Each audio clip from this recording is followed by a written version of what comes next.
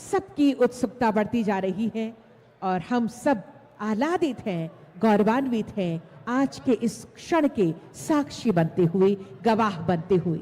अब वह सरकार का ये शपथ ग्रहण समारोह जो अविस्मरणीय होगा हम सबके लिए, एक एक जो इसका पल है, वो ये जो लम्हे हैं वो सदियों तक हमारे दिलों में बसे रहेंगे।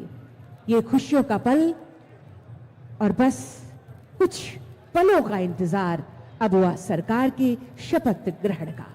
अनंत अशेष संभावनाओं से भरा हमारा ये झारखंड, जिसको अब नेतृत्व मिलने वाला है अनंत अशेष ऊर्जा से भरे ऐसे नेतृत्व का, जिनके बदौलत हमने जो सपने देखे हैं वो जरूर फलीभूत होने वाले हैं। और इसी संकल्प के साथ हमारी अब वह सरकार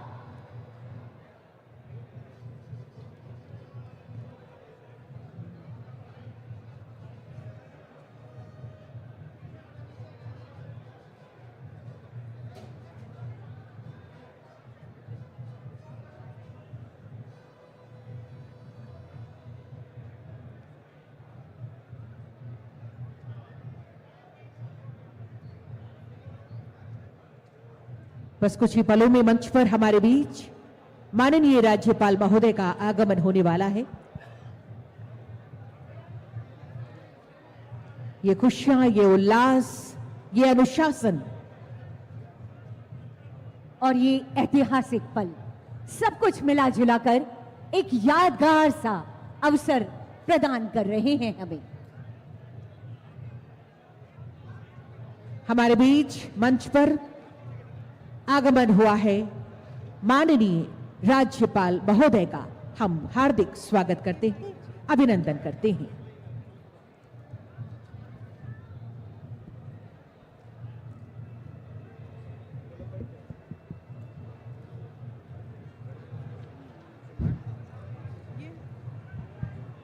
हम सभी राष्ट्रगान के लिए अपनी अपनी जगह पर खड़े हो जाएंगे।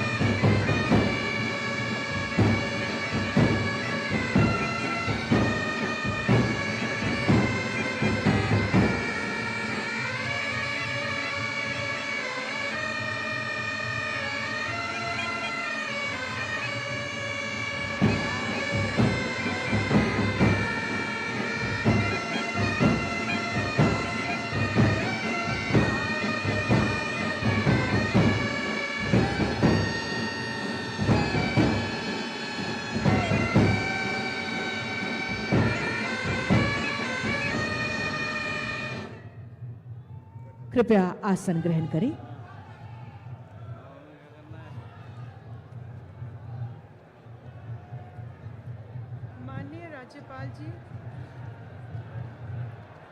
माननीय राज्यपाल जी, कृपया समारोह प्रारंभ करने की अनुमति दी जाए। माननीय राज्यपाल जी, आपकी अनुमति से मैं माननीय मुख्यमंत्री की नियुक्ति संबंधी आदेश पढ़ती हूँ। आदेश संख्या वैधा 26/2024 3042 रास रांची दिनांक 27/11/2024।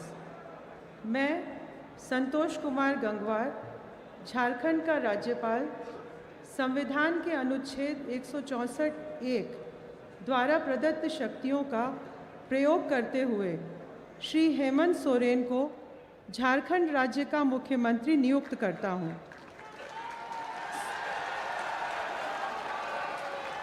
संतोष कुमार गंगवार, राज्यपाल झारखंड। ऑर्डर नंबर वैधा 26/2024 3042 GS Ranchi dated 27/11/2024। I, Santosh Kumar Gangwar, Governor of Jharkhand, in exercise of powers vested in me under Article 164(1) of Constitution of India, appoint Shri Hemant Soren as Chief Minister of Jharkhand State. Santosh Kumar Gangwar, Governor of Jharkhand. माननीय मुख्यमंत्री मनोनीत श्री हेमंत सोरेन जी से अनुरोध है कि वे शपथ ग्रहण हेतु पधारेंगे।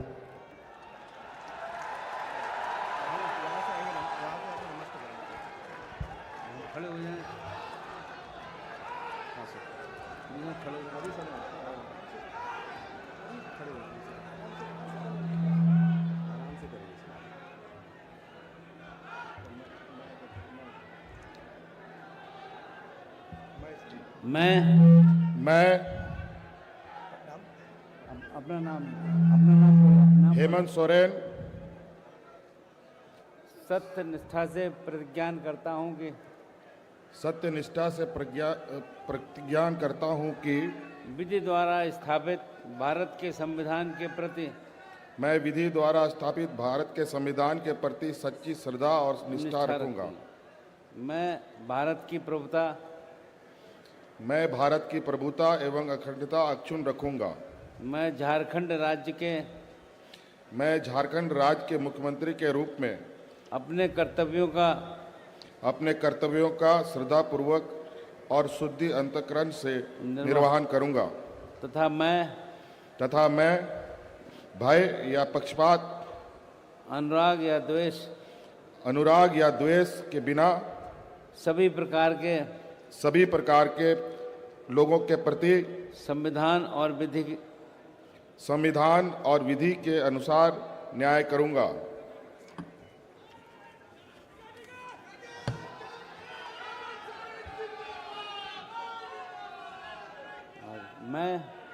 मैं अपना नाम हेमंत सोरेन सत्यनिष्ठा से प्रतिज्ञान करता हूं कि जो विषय झारखंड के राज्य के मुख्यमंत्री के रूप में मेरे विचार के लिए लाया जाएगा अथवा मुझे ज्ञात होगा उसे किसी प्रकार व्यक्ति या व्यक्तियों को तब के सिवाय जबकि ऐसे मुख्यमंत्री के रूप में अपने कर्तव्यों के समय निर्वहन के लिए ऐसा करना अपेक्षित हो मैं प्रत्यक्ष अथवा अप्रत्यक्ष रूप से संसूचित या प्रकट नहीं करूंगा।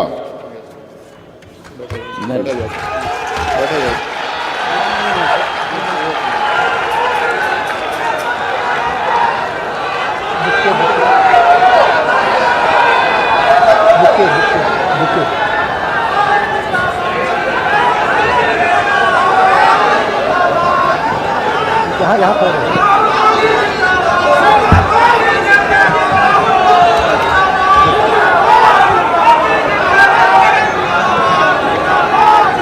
पहले साइन कर लो।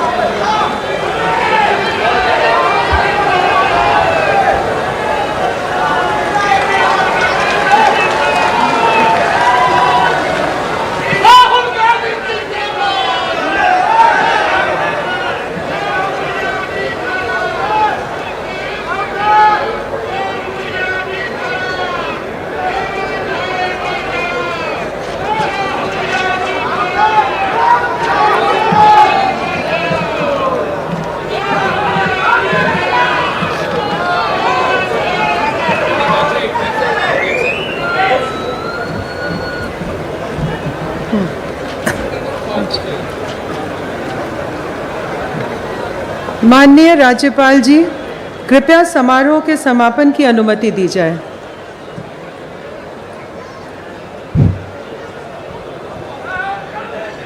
बहुत बहुत धन्यवाद।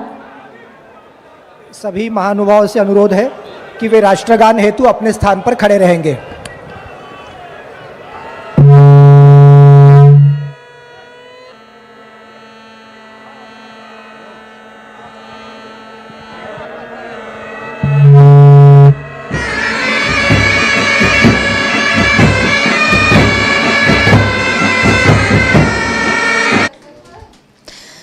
नमस्कार, मैं हूं अंशिता और आप देख रहे हैं डीवी लाइव बिहार झारखंड और मेरे साथ मेरे सहयोगी मौजूद हैं यश। यहां पर अभी हमने देखा कि झारखंड में आज आखिरकार शपथ ग्रहण समारोह हो ही गया और हेमंत सोरेन ने एक बार फिर से मुख्यमंत्री पद की शपथ ली।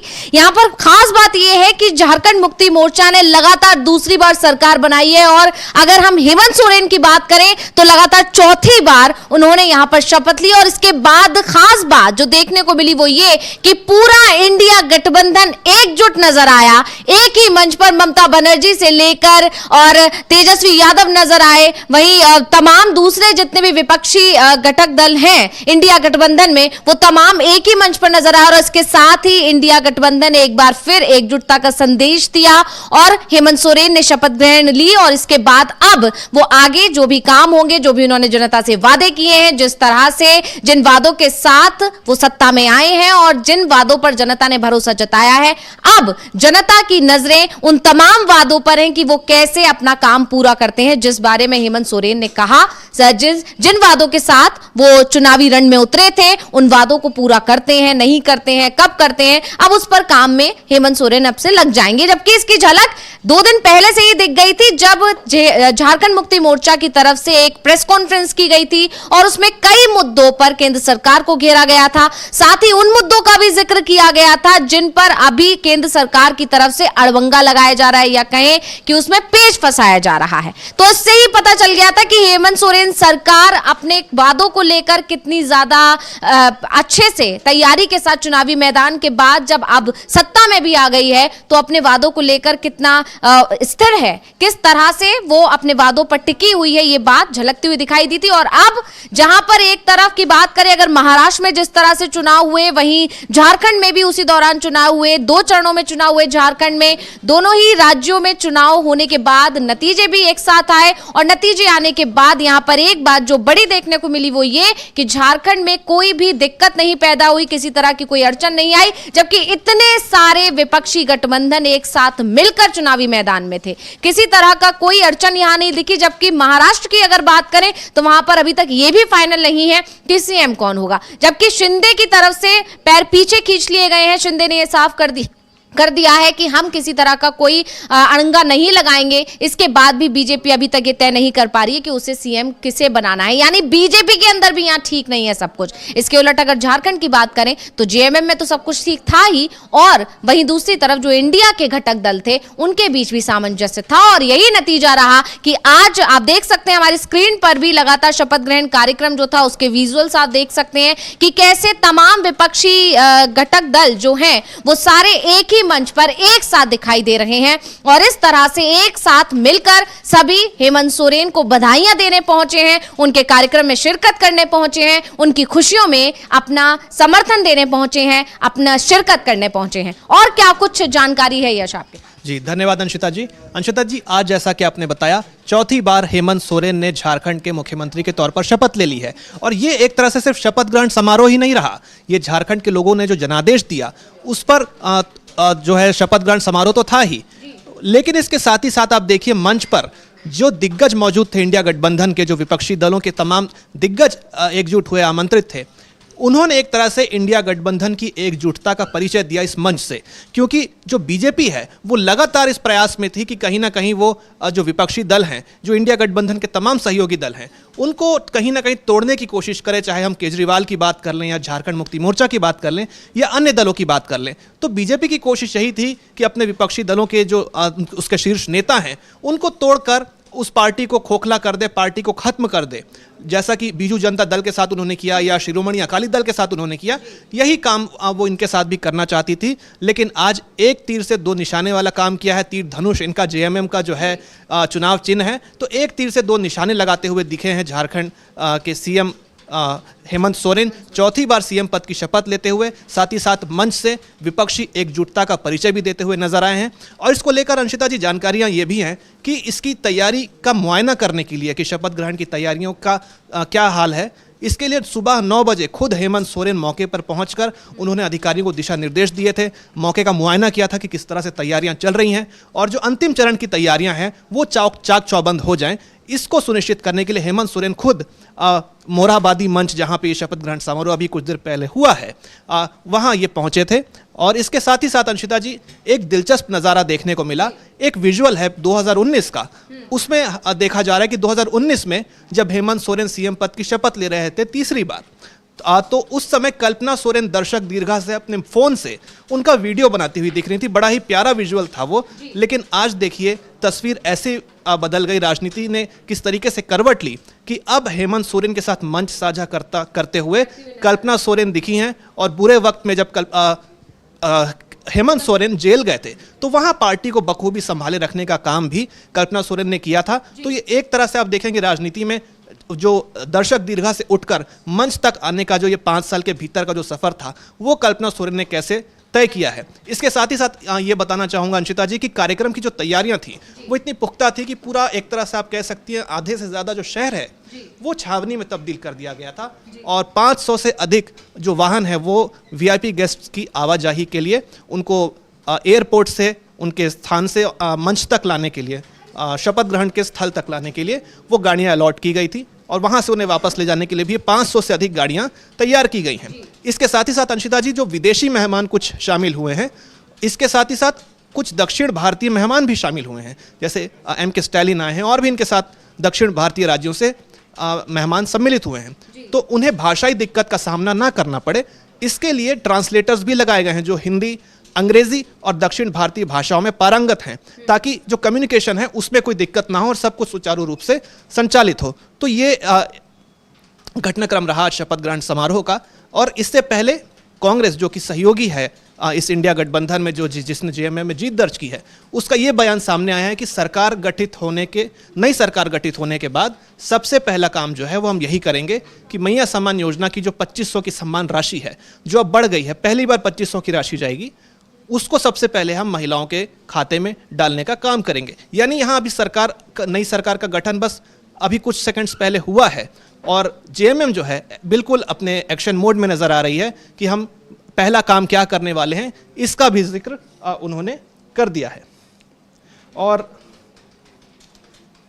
इसके साथ ही साथ मैं बताना चाहूंगा कि केजरीवाल ने जो प्रेस कॉन्फ्रेंस की थी हाल ही में, केजरीवाल भी आज नजर आए हैं। केजरीवाल ने हाल ही में आज दिल्ली में प्रेस कॉन्फ्रेंस करके जो केंद्र सरकार पर आरोप लगाया, आज दिल्ली में भी एक हादसा आप देखने को आया है कि प्रशांत विहार में एक हादसा हुआ, उसको लेकर उन्होंने केंद्र सरकार पर आरोप लगाए हैं। और वही केंद्र सरकार जिसने केजरीवाल को, हेमंत सोरेन को जेल में डालने का काम किया था और एक तरह से मंच से ललकारते हुए नजर आए ये सभी विपक्षी दल कि बीजेपी की जो मंशा थी, बीजेपी की जो मंसूबे थे कि विपक्ष को तोड़ा जाए, इंडिया गठबंधन को तोड़ा जाए, क्योंकि उसकी ताकत जो लोकसभा में दिखी वो बीजेपी झेल नहीं पाई। 400 का पार का दावा करने वाली बीजेपी जब 240 में सिमट गई, तब उसे पता चला कि इंडिया गठबंधन की क्या ताकत है।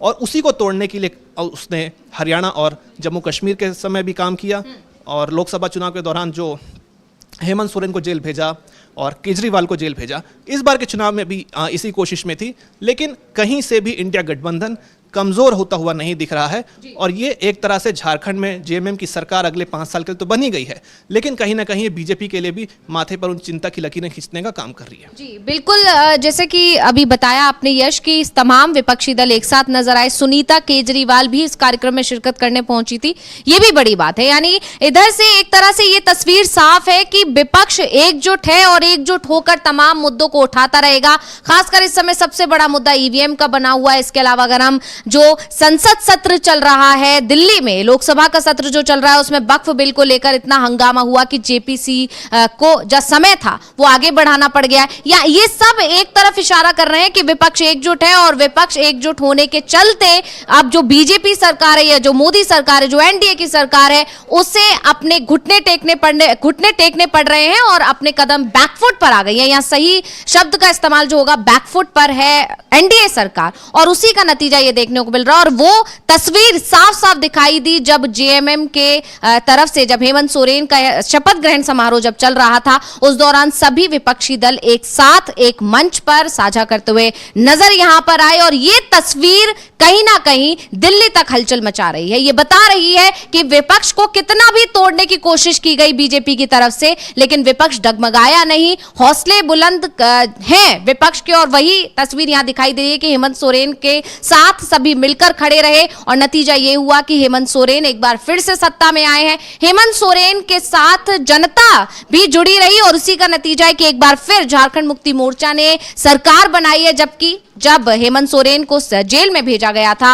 उस समय ऐसा माना जा रहा था कि जो भी बीजेपी करना चाह रही है शायद वो अपने मंसूबों में कामयाब हो गई है, और हो सकता है कि ये जो जेल गए हैं हेमंत सोरेन, इसका असर पड़ेगा, नेगेटिव छवि बनेगी उनकी, और इससे शायद अभी जब चुनाव होंगे झारखंड में तो शायद बीजेपी सत्ता में आ जाएगी। लेकिन जनता ने उस सारे जो भी रणनीति बनाई गई बीजेपी की तरफ से उसे पूरी तरह से नकार दिया। बीजेपी की उस रणनीति को जनता ने भांप लिया और नतीजा सबके सामने। और खास बात यह है जिसे भूला नहीं जा सकता, वो ये कि इस पूरे घटनाक्रम के दौरान या हेमंत सोरेन की छवि किसी भी तरह से खराब ना हो, झारखंड मुक्ति मोर्चा की छवि किसी तरह से खराब ना हो, इसे संभालने का सबसे ज्यादा जो जिम्मेदारी उठाई वो कल्पना सोरेन ने उठाई, जिसका जिक्र अभी अभी आपने किया था यश, कि एक 2019 का वीडियो है जब वो मंच के नीचे से बैठकर सामने से वीडियो बना रही हैं, लेकिन आज तस्वीर बदल चुकी है, वो खुद मंच साझा कर रही हैं हेमंत सोरेन के साथ। तो ये कुछ ही महीनों में कल्पना सोरेन ने, कुछ महीनों का जिक्र मैं यहाँ इसलिए कर रही हूं क्योंकि वो अभी मार्च से ही राजनीति में सक्रिय हुई हैं, जबकि इससे पहले वो राजनीति में सक्रिय नहीं थी। ऐसे में कुछ ही महीनों में उन्होंने ये जो सफर तय किया है ये अपने आप में बहुत बड़ी बात है, और ये तमाम महिलाओं के लिए भी प्रेरणा बन सकती है कल्पना सोरेन की। कुछ ही महीनों में उन्होंने इतना बड़ा सफर तय किया, और खास बात यह है कि अगर मैया सम्मान योजना, जिसे एक गेम चेंजर भी माना जा रहा है, उसके पीछे भी बड़ा हाथ कल्पना सोरेन का ही रहा है, क्योंकि कल्पना सोरेन ने महिलाओं के बीच जाकर इस योजना को अच्छे से समझाया, बताया, महिलाओं के बीच में जाकर पहुंचाया, और उसी का नतीजा रहा कि कई पोलिंग बूथ्स ऐसे थे जहां पर महिलाओं के मतदान की जो आंकड़े थे वो ज्यादा थे। इस बार प्रतिशत ज्यादा था। पिछले जो चुनाव हुए थे उसके दौरान कई ऐसे पोलिंग बूथ देखने में मिले जहां 15-15 हजार का अंतर देखने को मिला, जबकि पिछली बार जब चुनाव हुए तो वहां पर महिलाओं ने कम भागीदारी दिखाई थी, और इस बार जब चुनाव हुए तो महिलाएं ज्यादा एक्टिव दिखाई दी। और इसका पूरा श्रेय जो जानकारों का कहना है, जो वहां पर काम कर रहे हैं उनका कार्यकर्ताओं का जो कहना है वो ये है कि इसका पूरा श्रेय कल्पना सोरेन को जाता है। और इसी तरह अगर जेएमएम इस बार सत्ता में आई है तो इसमें कहीं ना कहीं काफी हद तक इसका श्रेय कल्पना सोरेन को जाता है, और इस बात का ध्यान हेमंत सोरेन लगातार रख भी रहे हैं। अभी आपको याद होगा पिछले दिनों एक प्रेस कॉन्फ्रेंस हुई जब वो अरविंद केजरीवाल से मिलने पहुंचे थे, उस दौरान कल्पना सोरेन उनके साथ थी। उस प्रेस कॉन्फ्रेंस में भी कल्पना सोरेन वहां मौजूद थी। उस समय सुनीता केजरीवाल भी मौजूद थी, जिसका जिक्र भी हमने किया था कि किस तरह से अरविंद केजरीवाल की पत्नी सुनीता केजरीवाल और हेमंत सोरेन की पत्नी कल्पना सोरेन ने जिस तरह से मदद संभाला सब कुछ, जब ये दोनों ही उस समय सीएम, मतलब तब की बात करें अरविंद केजरीवाल उस दौरान सीएम थे, तब ये कहा जा रहा था कि 2 राज्यों के सीएम जेल में बंद हैं। तो जब ये सीएम्स जेल के अंदर थे तो इनकी पत्नियों ने किस तरह से मोर्चा संभाला था, वो चीज कल दिखाई दी कि इस चीज को लेकर अरविंद केजरीवाल और हेमंत सोरेन आज अपनी दोनों की जो पत्नियां हैं उन्हें उस तरह से सम्मान भी दे रहे हैं, आगे लेकर आ रहे हैं। ये उस तस्वीर में और उस वीडियो में साफ झलक रहा था। यश, और क्या जानकारी आपके पास? अंशिता जी, आपने अभी जो कहा उसमें कोई दो राय नहीं है कि झारखंड में जो जेएमएम की इंडिया गठबंधन की जीत हुई है उसमें कल्पना सोरेन का बहुत बड़ा योगदान है, बहुत बड़ा श्रेय है। लेकिन आप ये भी तो देखिए कि कल्पना सोरेन राजनीति में आई, इसके पीछे सबसे बड़ा श्रेय किसको जाता है? तो बीजेपी को जाता है। बीजेपी ना हेमंत सोरेन को जेल भेजती, ना ही पार्टी पे संकट खड़ा होता, और ना कल्पना सोरेन का उदय होता। हेमंत सोरेन जेल में थे तभी कल्पना सोरेन ने बागडोर संभाली जेएमएम की और पार्टी को संभाले रखा, बांधे रखा। और बीजेपी ये चाह रही थी कि हेमंत सोरेन की छवि खराब कर दी जाए। दिल्ली की स्क्रिप्ट जिसमें केजरीवाल को जेल भेजा गया, उनकी छवि खराब करने की कोशिश की गई, उनकी पार्टी के नेताओं को रिश्वत देकर लोभ देकर अपने पाले में लाने की कोशिश की गई। मनीष सिसोदिया ने क्या कहा था डीबी लाइव से इंटरव्यू में कि मुझे तो यही कहा गया था कि सारे आरोप केजरीवाल पे मढ़ दो और आप हमारे साथ आ जाओ।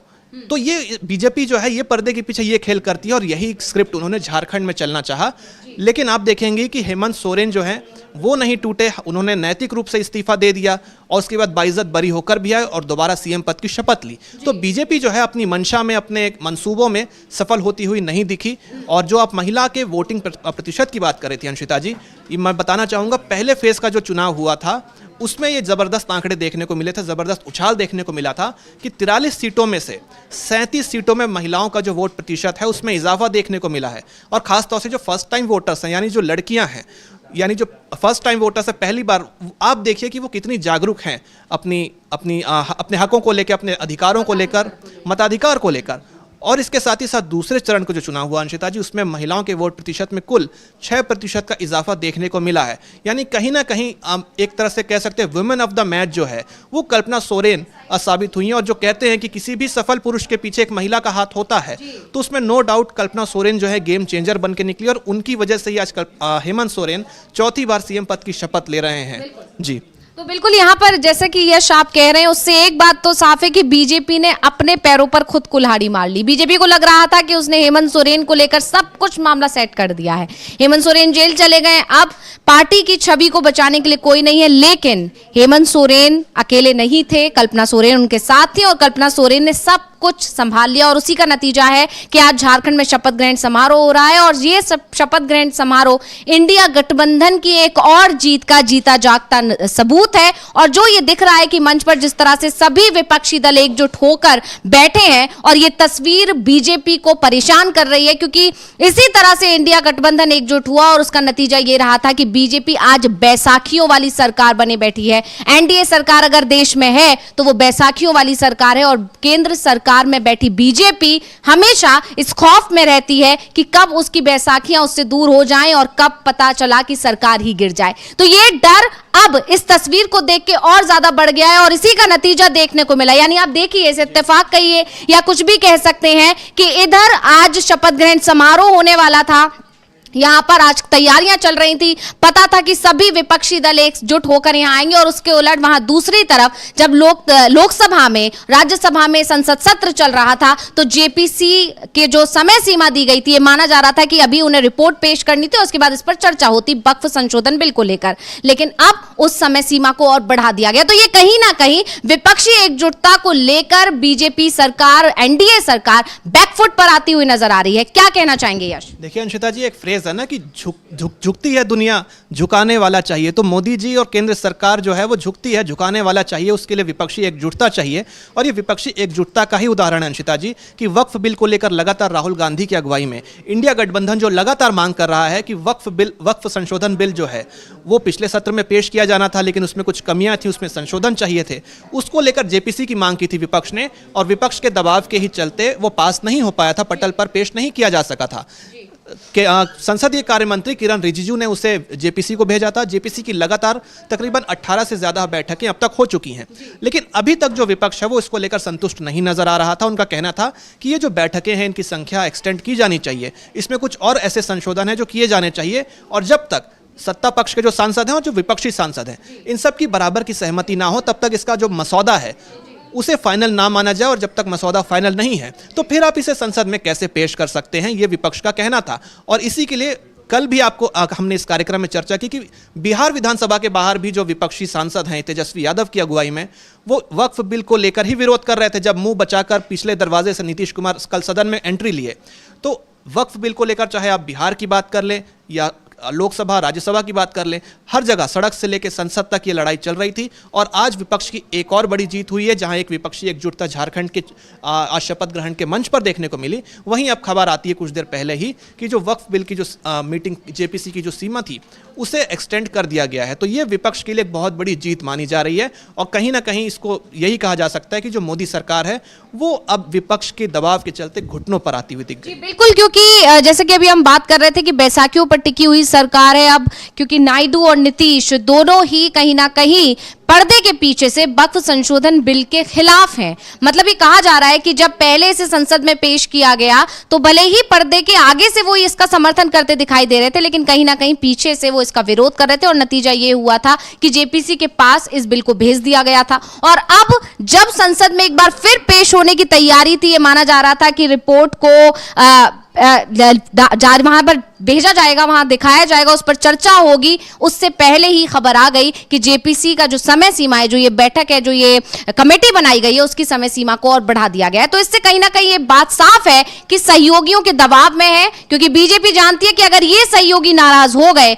या ये छिटक गए तो विपक्षी गठबंधन और मजबूत हो जाएगा, और ये भी हो सकता है कि तख्ता पलट हो जाए। तो यहां पर इधर संसद में भी हंगामा मचा हुआ है। संसद में विपक्ष ने जिस तरह से हल्ला बोल किया हुआ है, जिस तरह से बीजेपी और मोदी सरकार, एनडीए सरकार घुटनों पर आ रखी है, उसी तरह से बिहार में भी सत्र चल रहा है और विधानसभा में लगातार विपक्ष तमाम मुद्दों को लेकर नीतीश सरकार को घेर रहा है। क्या कुछ अपडेट है आपके पास? अंशिता जी, कल ही हमने चर्चा की थी कि बिहार विधानसभा का जो सत्र है उसके दूसरे और तीसरे दिन बहुत ही हंगामेदार रहे, बहुत ही उसमें एक तरह से रस्साकसी देखने को मिली, गहमा गहमी का माहौल बना हुआ देखने को मिला विधानसभा के सत्र में। और आज का जो चौथा दिन रहा अंशिता जी, ये कोई अलग नहीं रहा कल से। आज भी सदन के गेट पर विपक्षी सांसदों ने स्मार्ट मीटर को लेकर विरोध प्रदर्शन किया।